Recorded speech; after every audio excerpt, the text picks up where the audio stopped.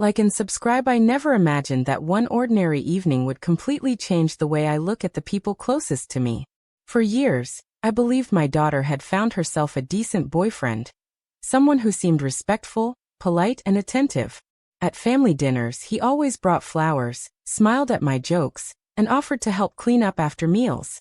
He carried himself in a way that made it easy to trust him. I thought she had chosen well. But over time, I started to notice things that didn't quite add up.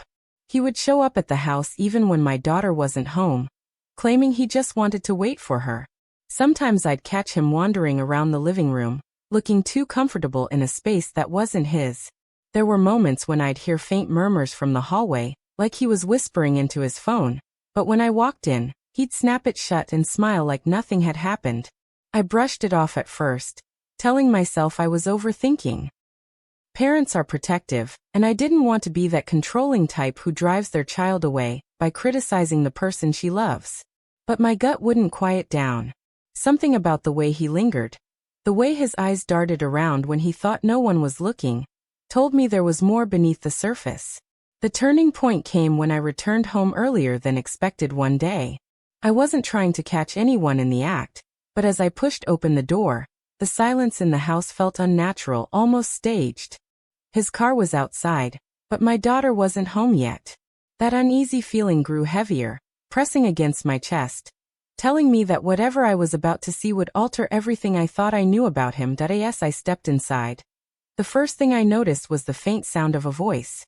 It wasn't loud, but it carried a softness that didn't belong to casual conversation. I followed it carefully, my pulse racing faster with each step. When I reached the doorway, I froze. He was sitting on the edge of the couch, phone in his hand, speaking in a tone I had never heard him use with my daughter. His words were tender, almost rehearsed, like he was confessing feelings to someone who wasn't there. I couldn't see the screen, but the way his expression shifted between nervous smiles and heavy sighs told me enough. He wasn't talking to a friend, and it wasn't about school or work. This was intimate. My first instinct was anger. I wanted to storm in and demand an explanation, but something held me back. Instead, I stayed quiet, just enough to listen. He whispered promises, sentences that started with "I can't stop thinking about you." And if only things were different. My stomach dropped. These weren't words meant for my daughter. They belonged to someone else. And yet, there was no playful smirk, no arrogance. His face looked conflicted, almost guilty, like he knew what he was doing was wrong but couldn't stop himself. I realized I was holding my breath, trying not to give myself away. Every second felt longer, and my thoughts raced in 1,000 directions. Was he cheating? Was he planning to break my daughter's heart? Or was there another layer to this that I couldn't yet see? The situation was slippery, not black and white. All I knew was that this wasn't the boy I thought I knew. And the weight of that realization sat heavy on my chest that I couldn't stand in silence forever, so I made my presence known.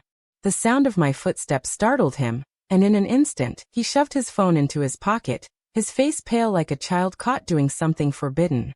I didn't raise my voice, but I asked the question that had been burning in my chest. Who was he talking to? His mouth opened, then closed, as if words failed him. After a pause, he muttered something about a friend. A half-hearted excuse that even he didn't seem to believe. I didn't press further. Instead, I told him I had heard enough. The room filled with thick, uncomfortable silence until the door opened and my daughter walked in. Her smile disappeared the moment she noticed the tension. She looked at me, then at him, demanding to know what was happening. He panicked, scrambling for the right words, but all that came out was a shaky confession. He admitted that he had been talking to someone else, that he was confused, and that his feelings weren't as clear as he pretended. He didn't say the word cheating, but the way my daughter's face collapsed told me she understood. Her eyes filled with tears, and I felt a strange mix of heartbreak and fury. The worst part wasn't just his betrayal. It was the way he seemed torn, almost as if he wanted sympathy. He talked about feeling trapped, about not knowing what he really wanted, about being too weak to end things properly. My daughter begged for clarity, but his answers only deepened the wound. I watched her crumble while he tried to justify himself. And in that moment, I realized there was no excuse that could,